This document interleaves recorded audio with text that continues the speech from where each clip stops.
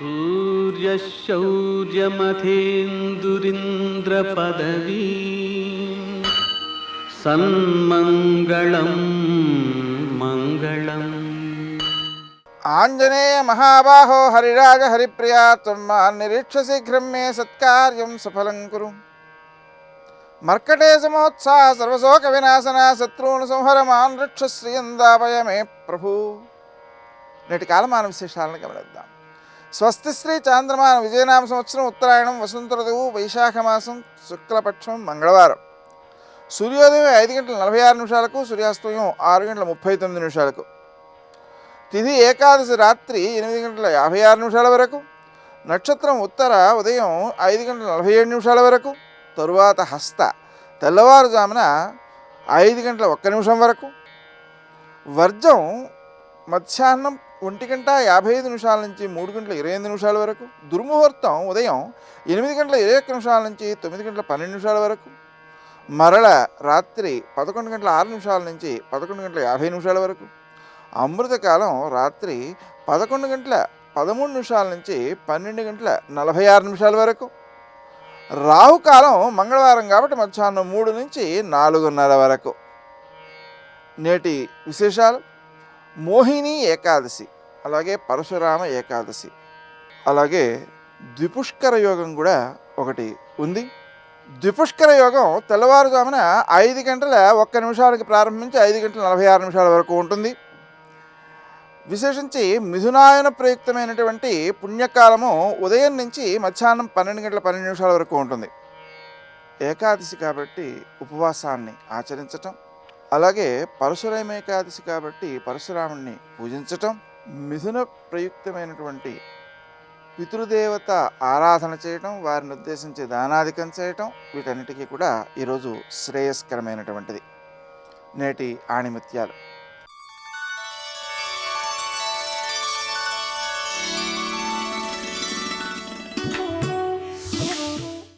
భక్తికి యోగ్యత అవసరం లేదు, మనసుంటే చాలు.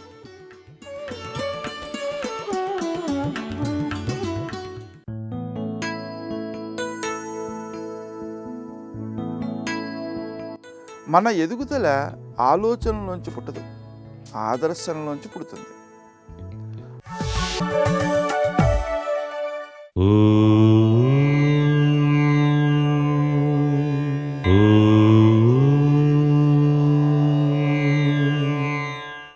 ఓం నమో నారాయణాయ. ఓం నమః శివాయ. శ్రీమాత్రే నమః. అన్ని జన్మల్లో కల్లా మానవ జన్మ ఉత్తమోత్తమైనదని, ఆ ఉత్తమోత్తమైనటువంటి జన్మలో నీవుగా తెలుసుకోవాలంటే భగవంతుని యొక్క అనుగ్రహ తత్వం ఉండి తీరాలని ఆదిశంకరాచార్యుల వారు చాలా చక్కగా విశదీకరించారు. నువ్వుగా తెలుసుకోవడానికి కూడా భగవంతుని యొక్క అనుగ్రహ కటాక్ష వీక్షణాలు ఉంటేనే కానీ తెలుసుకోలేము అన్నది ఇక్కడ ముఖ్యమైనటువంటి సూత్రం. అందుచేత ఏం చేయాలి మానవుడు? తన లక్ష్య సాధన ఏమిటి, నేనెందుకు పుట్టాను, నేనేమి సాధిస్తాను, నేనెవరిని అనేటువంటి విషయాన్ని గనక నిత్యం కనుక తన మనసులోకి గనక భావనా పరంపర వచ్చినట్లయితే అప్పుడు భగవంతుని యొక్క అనుగ్రహం కూడా తోడవుతుంది. ఆ అనుగ్రహం కోసం ఇతను తప్పనిసరిగా సదాచారాన్ని అవలంబించి తీరాలి.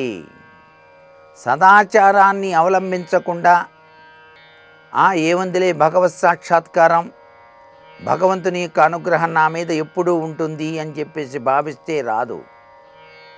సదాచార తత్పరణతత్వం కలిగి ఉండాలి. వేదాంత విద్యలు అధ్యయనం చేసినప్పటికీ కూడా భగవంతుని యొక్క అనుగ్రహ కటాక్ష వీక్షణాలు గనక లేకపోయినట్లయితే ఆ యొక్క భగవంతుని గురించి జిజ్ఞాసా తత్పరత అలవడదు. ఈ మానవ జీవితంలో ప్రతి ఒక్కరూ కూడాను సదాచారాన్ని పాటించి తీరాలి. అదే మన భారతీయ సంస్కృతి సంప్రదాయం చెప్పేటువంటి విశిష్ట లక్షణం. అందుకే ఈ భూమిని కర్మభూమి అన్నారు. ఈ భూమిలో చేసినటువంటి పూజలు, ఈ భూమిలో ఆచరించేటువంటి సత్ప్రవర్తనలు, ఈ భూమిలో చేసేటువంటి భగవత్ చింతన తత్పరతలు తప్పనిసరిగా భగవత్ సాక్షాత్కారానికి, భగవంతుని యొక్క అనుగ్రహానికి పాత్రత కలిగినటువంటి పుణ్యభూమి. కాబట్టే మన మహర్షులు ఇది నీ జీవితం, ఇది నువ్వు నిర్వర్తించాల్సినటువంటి సత్సంప్రదాయ లక్షణాలు అని చెప్పేసి మనకు ఆచారాల వెనకాల కలిగిన పరమార్థ లక్షణాన్ని గురించి చక్కగా వివరించారు. వాటిని మనం ఆచితూచి చక్కగా ఆచరణలో కనుక పెట్టినట్లయితే భగవంతుని అనుగ్రహాన్ని పొందుతాం. సర్వే జనా సుఖినో భవంతు.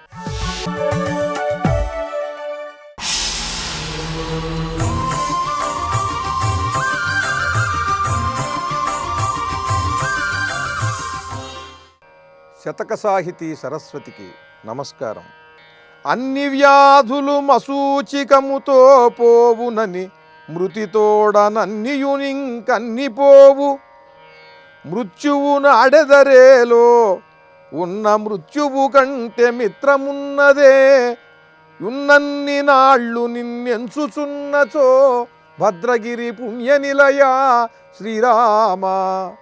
ఓ శ్రీరామచంద్రమూర్తి, అన్ని వ్యాధులు మసూచికముతో పోవునని మృతితోడనన్నియు ఇంకన్ని పోవు. ఓ శ్రీరామచంద్రమూర్తి, మసూచి రోగం వచ్చిన వ్యక్తికి మరి ఇంకే రోగము కూడా రాదని వైద్యులు చెబుతారు, ప్రజలు కూడా అనుకుంటారు. అలాగే అది అలా కనిపిస్తున్నది కూడా దృష్టాంతం లోకంలో. అలా మృతితోడ ఇంకన్ని పోవు, మృత్యువుతో అన్ని బాధలు కూడా పోతున్నాయి. మృత్యువును అడెదరేలో, మళ్ళీ ఈ మృత్యువుని గురించి అందరూ భయపడతారు, తిట్టుకుంటారు. ఎందుకయ్యా? ఉన్న మృత్యువు కంటే మిత్రమున్నదే. నిజానికి చెప్పాలంటే జీవుడికి మృత్యువు కంటే ప్రాణమిత్రుడు ఎవడూ లేడు. ప్రాణాన్ని తీసుకుపోయే మృత్యువే ప్రాణమిత్రుడు ప్రతివాడికి కూడా. ఎందుకనంటే మరి ఇంకే బాధ కూడా ఉండదు. ఆ మృత్యువు వచ్చిన తరువాత ఈ జీవితంలో అనుభవించవలసిన బాధలు ఏవీ కూడా వాడిగా ఇక్కడ అనుభవించడు. ఆ మృత్యువునెవడైనా సరే శత్రువుగా భావిస్తున్నాడు కానీ స్నేహితుడుగా భావించటం లేదు. ఆడిపోసుకుంటున్నారే తప్ప ఆహ్వానించటం లేదు. మృత్యువును అడెదరేలో ఉన్న మృత్యువు కంటే మిత్రమున్నదే. ఉన్నన్ని నాళ్ళు నిన్నెంచుచున్నచో, ఆ మృత్యువు వచ్చేంత వరకు ఉన్నన్ని నాళ్ళు కూడా ఈ జీవితకాలంలో నిన్నెంచుచున్నచో, నిరంతరము నీ నామస్మరణ చేసినట్లయితే ఆ వచ్చే మృత్యువు ఎంత ఆనందప్రదమైనటువంటి స్థితిని తెస్తుందయ్యా. సరిగ్గా అది నీ దగ్గరికి తీసుకుని వస్తుంది ఈ జీవుణ్ణి. నీ అనుగ్రహాన్ని సంపూర్ణంగా కలిగించేది మృత్యువు అవుతుందప్పుడు. కనుక ఉన్నన్ని నాళ్ళు నిన్నెంచుచున్నచో, ఈ బ్రతికున్నన్ని నాళ్ళు కూడా నీ నామస్మరణ చేసేటువంటి వారికి మృత్యువు కంటే స్నేహితుడు, ఆప్తుడు మరెవ్వరూ లేరు. కనుక మృత్యువుని ఆడిపోసుకోవటం అనేది నీ భక్తుడెవడూ కూడా చెయ్యడు. ఉన్నన్ని నాళ్ళు నీ స్మరణ చేస్తూ ఉంటాడు. ఆ తరువాత ఆ మృత్యువే వీణ్ణి తన దగ్గరకు చేరుస్తుంది అంటూ కొత్త కోణంలో చక్కగా మృత్యుదేవతకు కూడా జేజేలు పలుకుతూ మృత్యుభయం తొలగిపోయేలాగా, మృత్యుభయం తొలగించుకోవటానికి రామనామమే మార్గము అని స్పష్టంగా చెబుతూ ఆర్తితో, భక్తితో, వేదాంత భావములతో గొప్ప శతకాన్ని రాసి మనకు అందించిన కవి సమ్రాట్ విశ్వనాథ సత్యనారాయణ గారి భద్రగిరి శతకంలోని మరి ఒక పద్యం గురించి రేపు ఉదయం తెలుసుకుందాం. జై శ్రీరామ్. ఉన్నది నీవొక్కడవే ఉమానాథ, నాకున్నది నీవొక్కడవే ఉమానాథ. ఉన్నది నీవొక్కడవే ఉమానాథ. ఆద్యంతమంగళమజాత సమానభావం ఆర్యం తమీశమజరామరమాత్మదేవం పంచాననం ప్రబల పంచవినోదశీలం సంభావయే మనసి శంకరమంబికేశం. సంభావయే మనసి శంకరమంబికేశం. శివాయ గురవే నమః. శ్రీమాత్రే నమః. శ్రీ విష్ణురూపాయ నమః శివాయ.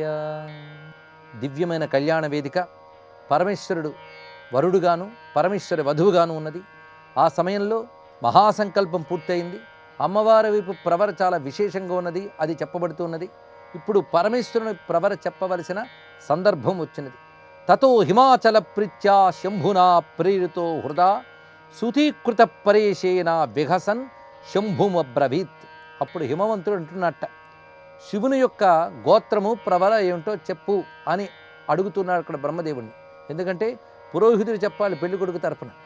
అయితే ఇక్కడ చిత్రం ఏంటంటే, శివునికి గోత్రం చెప్పగలరా? ఆయన తల్లిదండ్రులు తాతలు చెప్పగలరా? చెప్పలేని విషయమే. అయినా గోత్రము కులము ఇవేమీ లేనివాడే పరమేశ్వరుడు. కులగోత్రాలు ఉన్నాయా లేవా అన్ని ముందే చూసుకోవాల్సిన విషయం. ఇప్పుడు పెళ్లి కొడుకుగా వచ్చినప్పుడు పెళ్లిపీటల వద్ద తెలుసుకోవాల్సిన విషయం కాదు. మరి ఇన్ని తెలిసి కూడా హిమవంతుడి ప్రశ్న ఎందుకు వేస్తున్నాడు? ఇది ఆలోచించవలసిన విషయం. ఒకటి, విహసన్ శంభు అబ్బరవీత్ అని ఒక మాట అన్నాడు ఇక్కడ వ్యాసుడు. అంటే చిరునవ్వుతో అన్నట్టు ఇక్కడ. ఎందుకంటే సందర్భవశాత్తు ఇప్పుడు చెప్పవలసిన అవసరం వచ్చింది గనక చెప్పాలి. అప్పుడు ఏం చెప్తాడో చూద్దాం. అది కూడా తత్వతః దీన్ని ఏ విధంగా అన్వయిస్తారో చూద్దాం. పైగా బ్రహ్మదేవుడు అంతటి వాడు బృహస్పతి పక్కనుంటూ ఉంటే ఏం చెప్తాడో శివుని యొక్క ప్రవర. ఎందుకంటే సంప్రదాయ రహితంగా వివాహం చేయకూడదు. ప్రవర ఏదో ఒకటి చెప్పాలి. శివుని యొక్క ఆ పూర్వాపరాలు ఎలా చెప్తాడో చూద్దాం అనే చమత్కార దృష్టితో విహసన్ ఒకటి. ఇంకొక అద్భుతమైన మాట అంటున్నాడు ఇక్కడ వ్యాసదేవుడు. శంభునా ప్రేరితో హృద. ఇది గొప్ప మాట. శివుని యొక్క ప్రేరణతో హిమవంతుడు అంటున్నట్టు. అంటే పరమేశ్వరుడు అంటే ఎదురుగా కూర్చున్నవాడే కాదు కదా, సర్వజీవుల హృదయంలో ఉంటూ వారి బుద్ధిని ప్రేరేపించేవాడే పరమేశ్వరుడు. అందుకు లీలగా ఎదురుగా కూర్చున్న తత్వతః అందరినీ ప్రేరేపించేవాడే ఆయన. అందుకే ఈశ్వర సర్వభూతేషు ఉర్దేశే అర్జున తిష్టతి భ్రామయన్ సర్వభూతాని యంత్రారూఢాని మాయయ అని భగవద్గీతలో కృష్ణ పరమాత్మే చెప్పాడు. ఈశ్వరుడు సర్వజీవుల హృదయంలో ఉంటూ వాళ్ళని నడిపిస్తూ ఉంటాడు. అలాంటప్పుడు హిమవంతుడికి ఇలా అడగాలని బుద్ధి పుట్టించుతూ కూడా పరమేశ్వరుడే. ఈశ్వర ప్రేరణతో ఇలా అంటున్నట్ట హిమవంతుడు. స్వగోత్రం కచ్యతాం శంభో ప్రవరశ్చ కులం తథా నామ వేదం తథా శాఖం మాకార్షి సమయాత్యయం. ఇదిగో సమయం దగ్గర పడుతోంది, తొందరగా సుముహూర్తం దాటిపోకుండా నువ్వు చెప్పాలి. నీ గోత్రం ఏంటో చెప్పు, తమరి యొక్క కులమేంటో చెప్పండి, మీ యొక్క పేరు, మీరు వేదములో ఏ శాఖకు చెందినవారో చెప్పండి. ఎందుకంటే ఒక్కొక్కరికి ఒక్కొక్క వేద శాఖ ఉంటుంది వారి యొక్క పరంపరకి. అలాగ మీ యొక్క శాఖ ఏమిటో చెప్పండి అని ఎప్పుడైతే అడిగాడో హిమవంతుడు, అప్పుడు బ్రహ్మదేవుడు చూస్తున్నట్టు ఏం చెప్తాడు పురోహితుడిగా, ఆయన చెప్పలేకపోతున్నాడు. పైగా ఇప్పుడు నువ్వు చెప్పవయ్యా అని శివుణ్ణి అన్నట్ట. అప్పుడు పరమేశ్వరుడు ఎలా ఉన్నాడో వర్ణిస్తున్నారు ఇక్కడ. ఏవం విధం సురవరై మునిభిస్తదానీం గంధర్వ యక్షగణ సిద్ధగణైస్తదైవ దృష్టో నిరుత్తరముఖో భగవాన్ మహేశ అకార్షి సుహాస్యమతత్ర స నారదత్వం. ఆ సమయంలో పరమేశ్వరుడు నిరుత్తరముఖ, ఏ సమాధానం చెప్పలేక అటు ఇటు చూస్తున్నట్ట. పైగా నిండు సభ, అనేక మంది దేవతలు ఋషులు అందరి మధ్య నీ నామము కులము గోత్రం ఏంటని అడిగారు. అడిగినప్పుడు తన కులగోత్రాలు నామము తన శాఖ చెప్పలేక పరమేశ్వరుడు నిరుత్తరముఖుడై ఉన్నాడు. మొత్తం గంభీరమైనటువంటి మౌన వాతావరణం ఏర్పడింది అక్కడ. అంతవరకు అనేక సందడులు ఉన్నదంతా కూడా ఒక మౌన గంభీరమైన స్థితిలో ఉన్నది. ఆ సమయంలో వీణామవాదయస్త్వం హి బ్రహ్మ విజ్ఞోధ నారద. ఒక్కసారిగా బ్రహ్మవేత్త అయిన నారదుడు వీణను మ్రోగించట హఠాత్తుగా. అప్పుడు ఇదేమిటి, అడిగింది శివుణ్ణి, ఆయన ఏమీ సమాధానం చెప్పలేదు. పోనీ ఇతడైనా మాట్లాడుతున్నాడంటే వీణ మోగించడం మొదలుపెట్టాడు. ఇది కూడా శివేన ప్రేరితస్తత్ర మనసా శంభుమానస. మౌనంగా కూర్చున్న శివుడు ఆయనే ప్రేరేపించి హిమవంతుని అడిగించాడు. ఆయనే ఇప్పుడు నారదుని ద్వారా సమాధానం చెప్పించబోతున్నాడు. ఆ సమాధానమే వీణానాదం. వీణానాదం ఎందుకు ముగించాడో ఎవరికి అర్థం కాలేదు.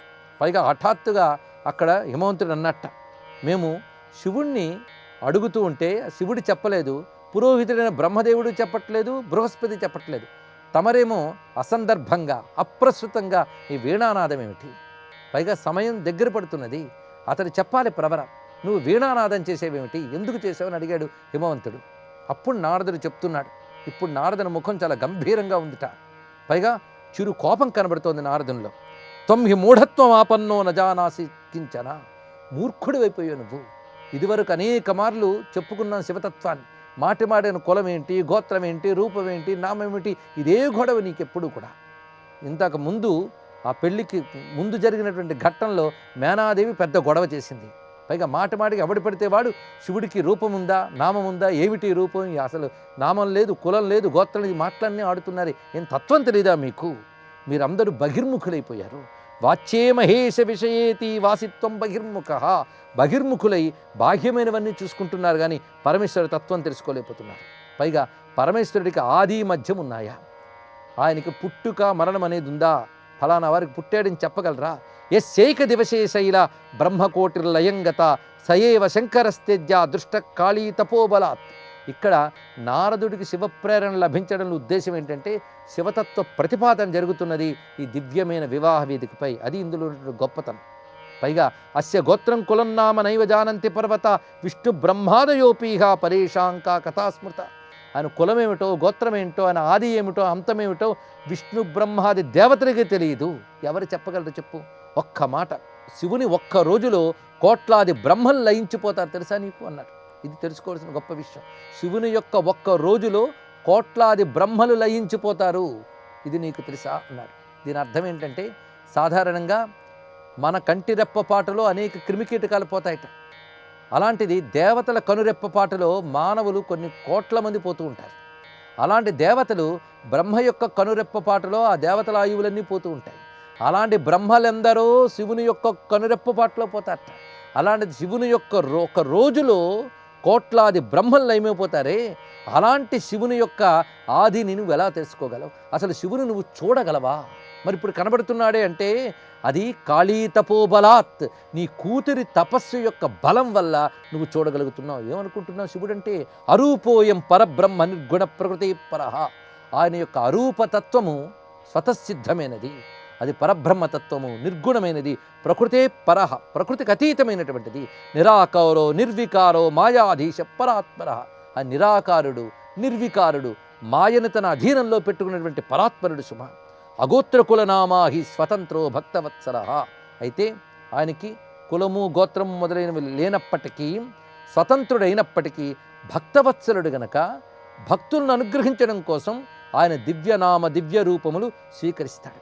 అలా ఇక్కడ భక్తితో తపస్సు చేసిన పార్వతీదేవిని అనుగ్రహించడం కోసం ఈ రూపాన్ని ధరించాడు. నీ కూతురి తపస్సు చేతన ఈయన అల్లుడుగా నువ్వు పొందగలిగావు. సగోత్రీ గోత్రహీనశ్చ కులహీన కులీనక. ఇప్పుడు చెప్తున్నాను, ఈయన గోత్రం లేదు, కులం లేదు, కానీ గోత్రము కులము ఉంది కూడా. అంటే ఒక రూపాన్ని స్వీకరించాడు అంటే ఆయన తనని తాను కలిగించుకున్నాడు. కలిగించుకున్నప్పుడు దేని నుంచి కలిగాడో అదే గోత్రం అవుతుంది, అదే కులం అవుతుంది. ఇది ఆలోచించవలసిన అంశం. అందుకే శివతత్వ ప్రతిపాదన చాలా అద్భుతంగా జరుగుతున్నది. కేవలం పెళ్లిలా వినడం కాదు, ఇక్కడ కొంచెం లోతుగా పట్టుకోవాల్సిన విషయం ఉన్నాయి. నారదుడు చెప్తున్నాడు, లీలా విహారిణాతేన మోహింతంచ చరాచరం నోజానాతి శివం కోపి ప్రాజ్ఞోపి గిరిసత్తమా. పరమేశ్వరుడు లీలతో విహరిస్తూ ఉంటాడు. ఆ లీలతో నామాల్ని, రూపాల్ని స్వీకరిస్తూ ఉంటాడు. అందుకు ఇక్కడ పరమేశ్వరుడు ఈ విధంగా చేయగలడా, ఇలా చెయ్యవచ్చా, ఇదేమైనా బాగుందా అని మనం ప్రశ్నించడానికి లేదు. ఎందుకంటే లీలా విహారి అయినటువంటి పరమేశ్వరుని చేత ఈ చరాచర జగత్తు మోహింపబడుతూ ఉన్నది. అలాంటి శివుని ఎవరు తెలుసుకోగలరు? అసలు ఆయన ఆది అంతములు ఇక్కడున్న బ్రహ్మ విష్ణువులే తెలుసుకోలేకపోయారు. ఆ విషయం నీకు తెలుసా? లింగాకృతైర్మహేశస్య కేన దృష్టం నమస్తకం విష్ణుర్గత్వా హి పాతాళం తదేనన్నా విస్మిత కిం బహుత్యా నగశ్రేష్ఠ శివమాయా దురత్యయ. శివమాయ ఉన్నదే అది ఎవరు దాటలేంది సుమా. ఆయన భవ్యమైన అగ్నిలింగాకృతికి ఆవిర్భవించినప్పుడు ఆయన యొక్క ఆద్యంతములు ఈ బ్రహ్మ విష్ణువులు ఉభయులు తెలుసుకోలేకపోయారు. అలాంటి పరమేశ్వరుడి యొక్క ఏ పాదములు ఆ విష్ణువు దర్శించలేదో ఆ పాదములు నీకు ఇప్పుడు కనిపిస్తున్నాయంటే అది కాళీదేవి యొక్క తపస్సు యొక్క బలం సుమా అని ఒక్కసారి మౌనం వహించి అప్పుడు చెప్పడం మొదలు పెడుతున్నాడు. శృణు తాత మహాశైల శివా జనక అమద్వచ. శివా జనక అంటే ఓ పార్వతీదేవి తండ్రి నా మాట విను. అంటే నువ్వు పార్వతీదేవి తండ్రివి గనకే నీకు చెప్తున్నాను, లేకపోతే నీకు చెప్పవలసిన అవసరం లేదు. ఇప్పుడు మా స్వామి యొక్క కులగోత్రాలు చెప్తాను, తెలుసుకునే ఇవ్వులే. ఎవరొద్దన్నారు? కులగోత్రాలు తెలుసుకునే వివాహం చెయ్యాలి. కులగోత్రములు విస్మరించి విసర్జించి వివాహం చెయ్యరాదు. అయితే పరమేశ్వరుడి విషయంలోనే కులగోత్రాల విషయంలో తెలుసుకోలేము, కానీ నరుల విషయంలో తెలుసుకోగలం. అందుకు కులగోత్రములు తెలుసుకుని వివాహం చేయాలి. సరే, ఇప్పుడు ఆ సంప్రదాయం నిలపాలి, తప్పదు. లేకపోతే ఇది కూడా ప్రమాదహేతు అవుతున్నది. అందుకు కులగోత్రాలు చెప్పాలి, నేను చెప్తా అన్నాడు నారద మహర్షి. ఇక్కడ ఇప్పుడు చెప్తున్నాడు స్వామి యొక్క కులగోత్రములు ఏమిటో. తచ్చుత్వా తనయాం దేవీం దేహిత్వం శంకరాయి. నువ్వు నేను చెప్పినటువంటి స్వామి యొక్క కులగోత్రములు విన్నాకే కన్యాదానం చేయి. అయితే నిర్గుణుడైన పరమేశ్వరుని కులగోత్రములు లేవు, కానీ సగుణుడై లీలగా ఒక రూపం తీసుకున్నాక ఆయనకి కులగోత్రములు ఉంటాయి. అప్పుడు కులం ఏంటి గోత్రం ఏంటో చూడాలి. మానవ జన్మల వలె లేదా ఇతరుల వలె ఆయన కులం గోత్రం ఉండవు, కానీ పరమేశ్వరుడు కులము గోత్రము. గోత్రం కులం విజానీహి నాదమేవహి కేవలం. పరమేశ్వరుడు నాద కులం నాద గోత్రం. ఇక్కడ చెప్తున్న అద్భుతమైన విషయం ఇది గమనించుకోవాల్సింది. ఎందుకంటే ఈశ్వర తత్వము అది అనిర్వాచ్యం, అంటే మాటతో చెప్పలేనిది. కానీ పరమేశ్వరుడు సగుణంగా ఒక లీలగా రూపం ధరించినప్పుడు ఎలా స్వీకరిస్తాడంటే నాదము ద్వారా స్వీకరిస్తాడు. ఇది తెలుసుకోవలసింది. ఎందుకంటే మంత్రవాచ్యార్థ దేవత అని వేదం చెప్తున్నటువంటి మాట. మంత్రము యొక్క చైతన్యమే దేవత. ఇది తెలుసుకోవాల్సిన ప్రధానమైన అర్థం. దేవతలకు నిర్వచనం తెలియక ఎవరిని పడితే వాడిని దేవత అనుకుంటూ ఉంటారు లోకల్లో. ఆ మంత్రములో ఒక నాదం ఉంటుంది. ఆ నాదశక్తి వల్లనే దేవత ఆవిర్భావం అనేది జరుగుతుంటుంది. అందుకే నిర్వికారమైన పరమాత్మ తన యొక్క స్పందన ద్వారా, దీన్ని బిందువు అంటారు, ఆ స్పందన ద్వారా వచ్చే నాదముతో తనని తాను ఒక రూపం కల్పించుకుంటాడు, నాదముతో కల్పించుకుంటాడు. అందుకే నాదమయం పరమేశ్వర తత్వం. శివో నాదమయ సత్యం నాద శివమయస్తథా ఉభయోరంతరన్నాస్తి నాదస్య చ శివస్య చ. శివుడు నాదమయుడు, నాదం శివమయం. ఉభయోరంతరం నాస్తి నాదస్య చ శివస్య చ. నాదమునకు శివమునకు భేదము లేదు సుమా. అందుకే శివుడు నాదము ద్వారా లీలాసగుణ రూపం ధరించాడు. అందుకే శివుడు కులము నాదకులము, శివుడు గోత్రము నాదగోత్రము. సృష్టవు ప్రథమజత్వాద్ధి లీలా సగుణ రూపిణ. ఇక్కడ నాదము యొక్క వ్యక్త స్వరూపం ఓంకారం. ఆ ఓంకార స్వరూపుడే శివుడు. అందుకే ఓంకారనాద స్వరూపుడు అని చెప్పడం దీనిలో ఉన్నటువంటి విశేషం. ఇక్కడ ఆయన నాదస్వరూపుడని చెప్పడం కోసమే నేను వీణానాదం చేశాను, అందుకు చేశాను, అప్రస్తుతంగా చేయలేదు. అందుకు అతోహి వాదితా వీణా ప్రేరితేన మయాజ్యవై. అది స్వామి యొక్క నాదతత్వాన్ని ఇక్కడ ప్రస్తావన చేశాడు నారద మహర్షి. సర్వం శ్రీ సాంబ సదాశివ చరణారవిందార్పణం. శ్రీరాఘవం దశరథాత్మజమప్రమేయం సీతాపతిం రఘుకులాన్వయరత్నదీపం.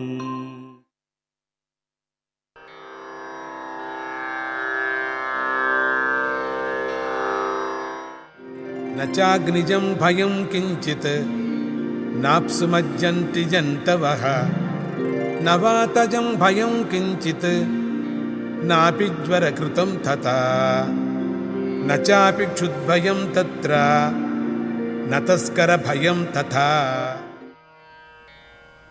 రాముడి రాజ్యంలో అగ్ని భయం కానీ, జల భయం కానీ, వాత భయం కానీ, జ్వర భయం కానీ, క్షుద్బాధ ఆకలి బాధ కానీ, చోర భయం కానీ లేదు. రామరాజ్యంలో తండ్రులు పుత్రులతో సంతోషంగా ఉంటారని, స్త్రీలు భర్తను దైవంగా కొలుస్తారని తెలుసుకున్నాం మనం. ప్రతి వ్యక్తి మంచి పనులను చేయాలి, ధర్మాన్ని ఆచరించాలి, పుణ్యాన్ని సంపాదించుకోవాలి. చెడు పనులు చేయటం వల్ల, అధర్మ మార్గంలో నడవటం వల్ల తప్పకుండా ఆపద కలుగుతుంది. ఈ భూమి కర్మభూమి కనుక జన్మమెత్తిన వారందరూ కూడా పుణ్యకర్మలను ఆచరించాలి అని శ్రీరామచంద్రుడు ఘోషించాడు. వేదంలో చెప్పినట్లుగా కర్మలను ఆచరిస్తూ లోకం కోసం, ఆత్మోన్నతి కోసం తపస్సు, యజ్ఞము మొదలైనవి చేయాలి. శ్రీరాముడు అయోధ్యానగరంలో ఉన్నటువంటి అరణ్యంలో ఉన్నా, ఎక్కడున్నా కూడా నిత్య కర్మలను చాలా శ్రద్ధతో ఆచరించాడు. విశ్వామిత్ర మహర్షి యాగ సంరక్షణ చేసేటప్పుడు కూడా శ్రీరాముడు ప్రాతఃసంధ్య అగ్ని ఉపాసన స్నాన విధులు నెరవేర్చాడు. సుతీక్ష్ణ మహర్షి ఆశ్రమంలో ఒక రాత్రి ఉన్నప్పుడు కూడా సాయం సంధ్యను ఉపాసించాడు. దేవపితృ తర్పణాలను కూడా చేశాడు. వనవాసానికి వెళ్ళక పూర్వం ఎన్నో యజ్ఞాలు కూడా చేశాడు. రాజు అయిన తర్వాత పెద్ద పెద్ద యజ్ఞాలను కూడా చేశాడు. ఉదయ భానుడిని ఎంతో శ్రద్ధతో ఉపాసించాడు. సత్యధర్మాలను పాటించడం చేత మృత్యుభయం ఉండదని కూడా చాటాడు, అందరికీ తెలిపాడు. శ్రీరాముడు నిత్యకర్మలను శ్రద్ధగా ఆచరించాడు. తండ్రికి శ్రాద్ధము పెట్టడం, తర్పణాదులు వదలటం వంటి నైమిత్తిక కర్మలను కూడా చేశాడు. యజ్ఞయాగాదుల ద్వారా కామ్య కర్మలను కూడా చేశాడు. అన్ని ఆశ్రమాలకు గృహస్థాశ్రమే ఆధారం. శ్రీరాముడు ఉత్తమ గృహస్థునుగా కర్మలను ఆచరించాడు. గృహస్థాశ్రమం ఒక రథం వంటిది. భార్యాభర్తలు ఆ రథాన్ని లాగే గుర్రాల వంటి వారు అని చెప్పుకొచ్చారు. ఆ రథాన్ని నడిపించే సారథి ధర్మము. అర్థకామాలే సంసార మార్గము. రథానికి గమ్యస్థానం మోక్షము కదా. గృహస్థుడు ఈ విధంగా అన్వయం చేసుకొని ఎప్పుడు కూడా అర్థం చేసుకొని ధర్మంతో కూడినటువంటి అర్థ కామాలను సేవించడం ద్వారా ఇహలోక పరలోక సుఖాలను సులువుగా పొందుతాడు, సాధిస్తాడు. పుణ్యకర్మలను ఆచరించటం వల్ల మనస్సు పవిత్రమవుతుంది. మంచి పనులను చేయాలని అనిపిస్తుంది కదా. మనస్సులోని చెడు భావాలు నశిస్తాయి. దుర్బుద్ధి, దుర్మార్గము, దుష్ట స్వభావం పాపకర్మలను చేయిస్తుంది. కానీ రామరాజ్యంలో పాపకర్మలు చేసేవారు ఉండరు. అందరూ పుణ్యకర్మలు చేస్తూ ఉంటారు. అందుచేతనే అందరికీ శుభాలే కలుగుతాయి. నరకానికి ఎవరు వెళ్ళలేదు రామరాజ్యంలో. ఇక అశుభాలు, అపశకునాలు, అపజయం కలగలేదు ఎవరికి. ధర్మాత్మలు, పుణ్యాత్మలు గనుక ప్రజలకు అగ్ని భయం ఉండదు. అగ్ని బాధలు ఉండవు. దావాగ్ని పుట్టి అడవులు కాలటం ఉండదు. ఔర్వాగ్ని, బడబాగ్ని విజృంభించి సముద్రాలు పొంగటం ఉండదు. ఆకాశం నుండి హఠాత్తులుగా పిడుగులు, ఉల్కలు రాలవు. నదులు పొంగి జనులను బాధించవు. సముద్రాలు పొంగి గ్రామాలంతా ముంచెత్తవు. వర్షాలు కాలానుగుణంగా సమృద్ధిగా కురుస్తూ బాగానే ఉంటాయి. నదులు చక్కగా ప్రవహిస్తూ ఉంటాయి. ఈదురుగాలు, పెనుగాలులు వీచి బాధించవు. వివిధ రకాల వ్యాధులు భయం ఉండదు. ఆకలికి అలమటించేవారు ఉండరు. దొంగతనం చేసి జీవనం సాగించుకునేటువంటి పరిస్థితులు ఎవరికి ఉండవు, రావు. దొంగతనం చేసే బుద్ధి ఎవరికి పుట్టలే. రామరాజ్యంలో అందరూ కూడా ధర్మాత్ములుగా ఉంటారు. ఎంత అద్భుతమైనటువంటి రామరాజ్యం. ఓం సీతారామాభ్యాం నమః.